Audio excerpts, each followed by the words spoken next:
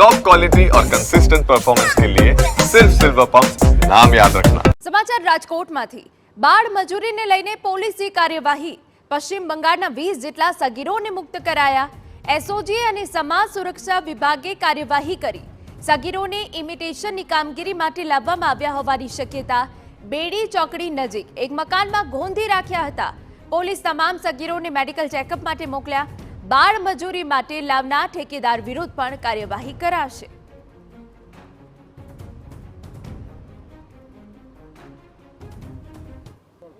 Rajkot police દ્વારા બાળ મજૂરીને લઈને મોટી કાર્યવાહી હાથ ધરવામાં આવી છે। રાજકોટની બેડી ચોકડી નજીક આવેલ ગોપાલ રેસિડેન્સીમાં 20 જેટલા બાળ મજૂરો છે તેને ગોંધી રાખવામાં આવ્યા હોવાની પોલીસને માહિતી મળી હતી, જેના આધારે આ કાર્યવાહી છે તે કરવામાં આવી છે। આપ જે પ્રકારે દ્રશ્યો જોઈ રહ્યા છો કે જે બેડી ચોકડી નજીક આવેલ જે ગોપાલ રેસિડેન્સી છે ને તે આ મકાન છે। આ મકાનમાં 20 જેટલા પશ્ચિમ બંગાળના કારીગરો છે તેમને રાખવામાં આવ્યા હોવાની જે એન્ટી હ્યુમન ટ્રાફિક વિંગ છે અને રાજકોટ એસઓજી છે તેને માહિતી મળી હતી, જેના આધારે જ આ તપાસ તે હાથ ધરવામાં આવી હતી અને અહીં આ મકાનમાંથી 20 જેટલા પશ્ચિમ બંગાળના જે બાળ મજૂરો છે, કારીગરો છે તે પકડાયા છે, જેને લઈને જે કાર્યવાહી છે તે કરવામાં આવી છે। હાલમાં જે તમામ બાળકો છે તેનું જે મેડિકલ ચેકઅપ છે તે કરવામાં આવશે। તેમની સાથે કોઈ પણ પ્રકારની બળજબરી કરવામાં આવી હતી કે કેમ, તેને માર મારવામાં આવ્યો હતો કે કેમ, આ તમામ મુદ્દે પોલીસ છે તેમના દ્વારા તપાસ છે તે હાથ ધરવામાં આવશે। 20 જેટલા જે બાળ મજૂરોને અહીં ગોંધી રાખવામાં આવ્યા હતા, આ બાળ મજૂરો છે તેમના જે ઠેકેદાર છે તેમની પણ પૂછપરછ છે તે કરવામાં આવશે